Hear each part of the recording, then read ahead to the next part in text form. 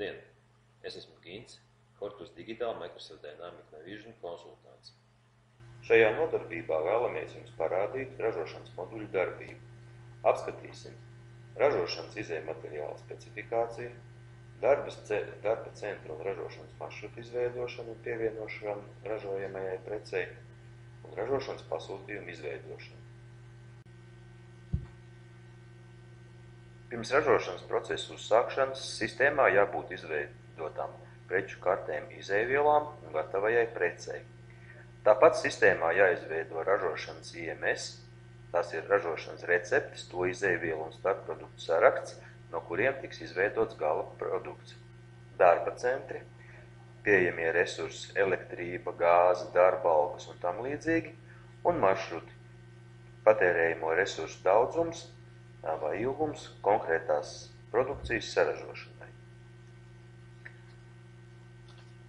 Lai izveidot ražošanas IMS, kreisās puses izvēlnē izvēlamies ražošanas IMS.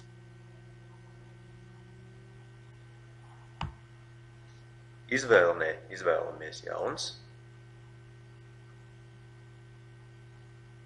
un atveroties IMS kartē, pārējām uz nākamo lauku, lai tiktu ierakstīts IMS numurs. Laukā apraksts ieraksta IMS aprakstu, piemēram, saražojamās preces nosaukumu.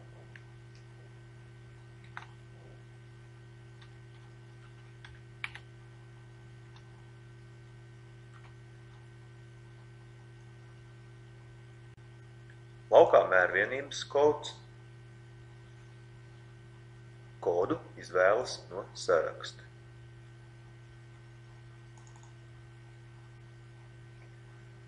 Lauks status aizpildās automātiski ar vērtību jaunu.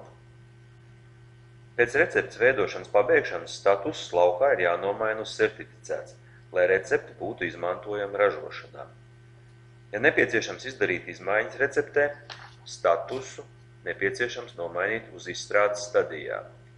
Izdarīt izmaiņas un atkal mainīt uz statusu certificēts. Tālāk nepieciešams aizpildīt IMS rindas. Laukā tips no saraksta izvēlas prece. Ja tiek izmantot prece vai ražošanas IMS, ja tiek izmantot starpprodukts, kas tiek saražots citā ražošanas operācijā. Ja izvēlēt vērtību prece, laukā numuru, no preču saraksta izvēlas izejvielu, no kuras tiks ražota gatavā prece.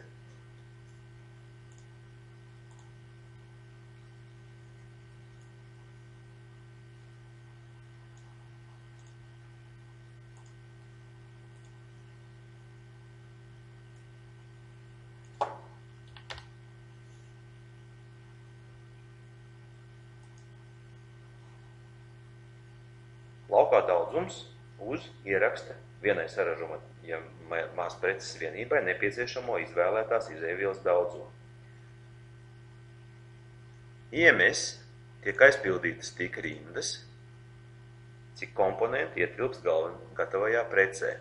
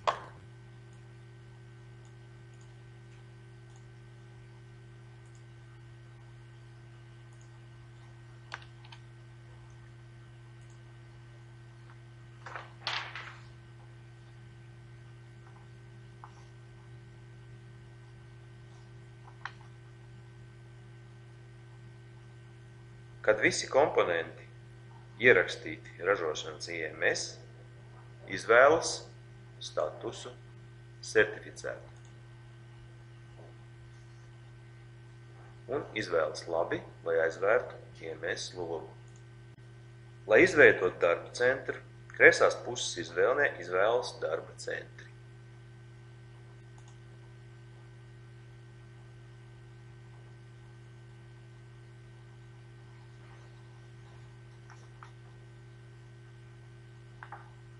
Izvēlnē izvēlas jauns, un atveroties darba centra kartei, pāriet uz nākamo lauku, lai tiktu ierakstīts darba kartes numurs.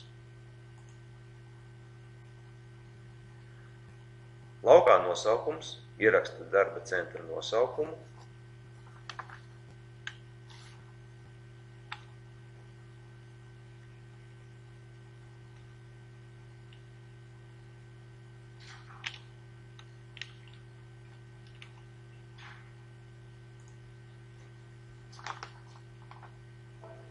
laukā darba centru grupas kods no saraksta izvēlas atbilstošo vērtību.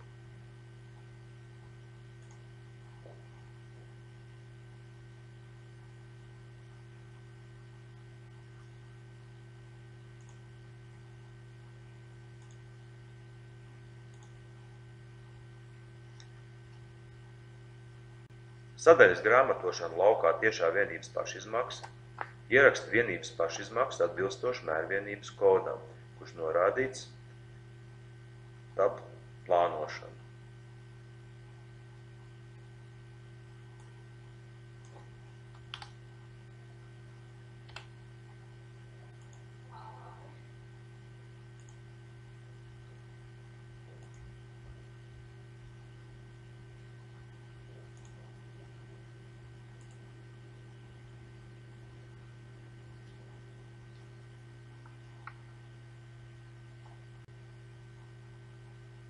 Sadaļā plānošana, uzņēmuma kalendāra kods, izvēlas vērtību no saraksta.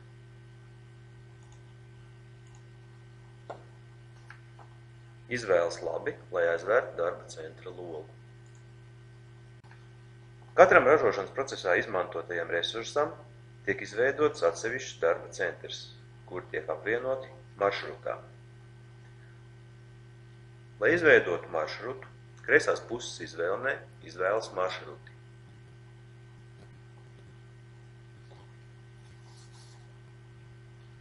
Izvēlnē izvēlas jauns. Pāriet uz nākamo lauku, lai tiktu aizpildīts laukums numurs. Laukā apraksts ieraksta attiecīgo tekstu.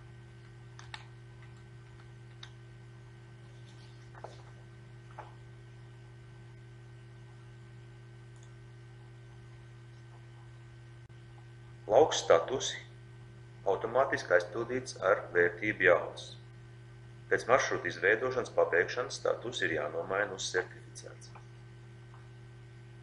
Laukā operācijas numurs pēc kārtas ieraksta operācijas, piemēram 1, 2, 3.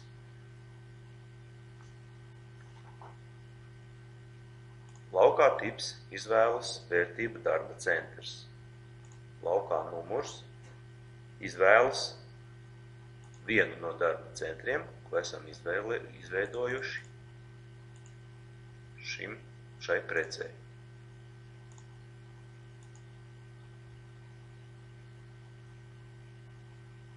Aizpilda tik rindas, cik darba centri nepieciešams pievienot.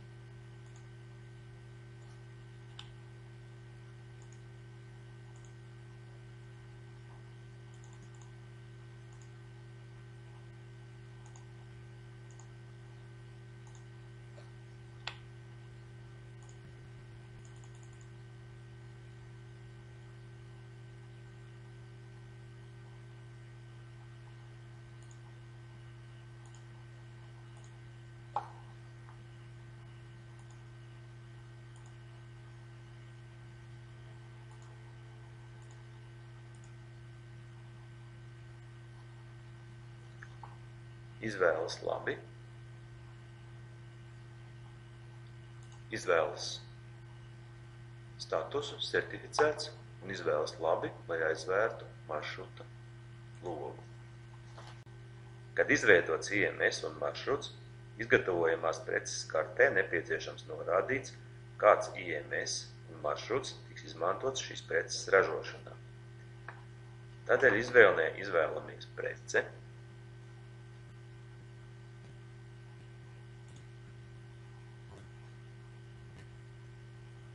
un atver attiecīgās preces karti.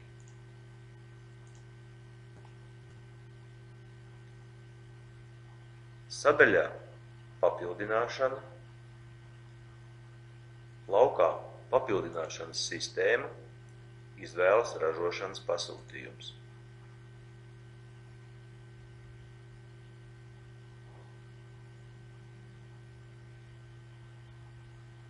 Laukos maršruta numurs izvēlas attiecīgā maršruta numuru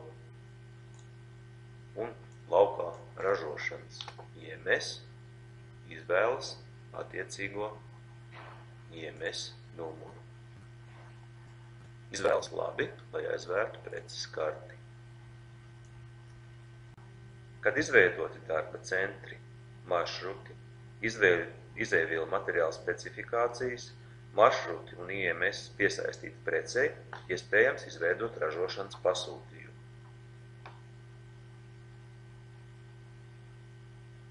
Izvēlnē izvēlas nodotie ražošanas pasūtījumi. Izvēlas jaunas.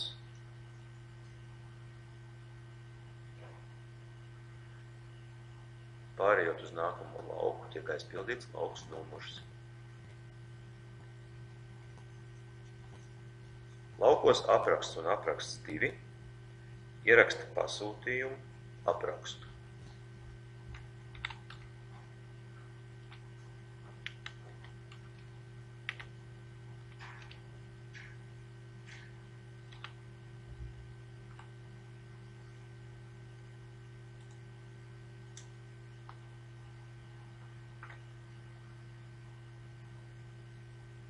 Laukā avots izvēlas prece. Laukā avota numurs no saraksta izvēlas izgatavojamās preces numuru.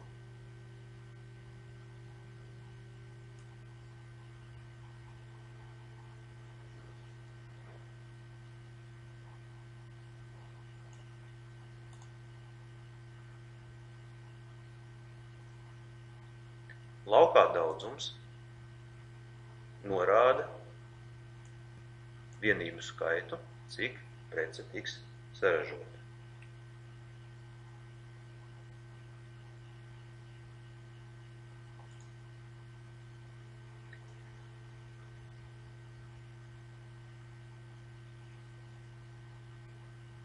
Šo lauku aizpild tikai tādā gadījumā, ja ražošanas pasūtījumā tiek izgatavoti tikai viens preces veids. Lai aizpildītu ražošanas pasūtījuma rindas, izvēlas atjaunināt ražošanas pasūtījumu.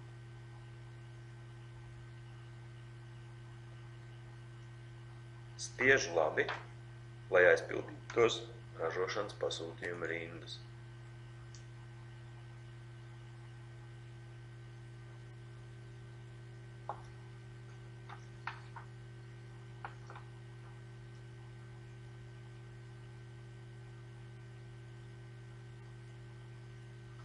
Visi lauki ražošanas pasūtījuma rindās aizpildās automātiski.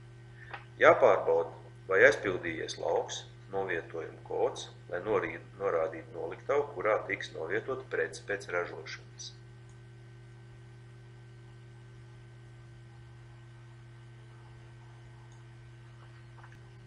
Pārbauda, vai aizpildījies lauks, novietojuma kods, lai norādītu noliktavu, kurā tiks izvietota prece pēc ražošanas.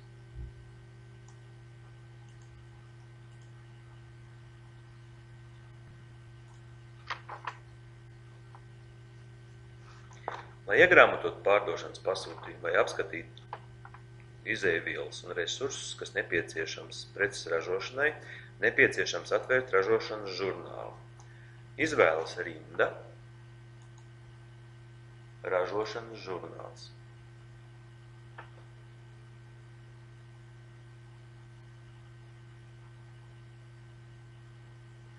Ražošanas žurnālā apskatāms visas komponentes, kas veido ražojamās preces pašizmaksu. Lai iegrāmatot ražošanas pasūtījumu, izvēlas grāmatot vai grāmatot un drukāt. Ražošanas pasūtījumu būs iespējams iegrāmatot vienīgi tad, kad noliktavā būs pietiekoši preču krājums ražošanas pasūtījumu izpildei. Šajā gadījumā ražošanas pasūtījuma iegrāmatošana nav iespējama, tāpēc nepieciešams veikt preču iepirkumu. Trūkstošo preču iepirkumu pasūtījums var izveidot automātiski, izmantojot pasūtījumu plānošanu, kā to apskatījām iepriekšējā nodarbībā. Tāpat, izmantojot pasūtījumu plānošanu, iespējams automātiski izveidot ražošanas pasūtījumu, ja izveidots pārdošanas pasūtījums.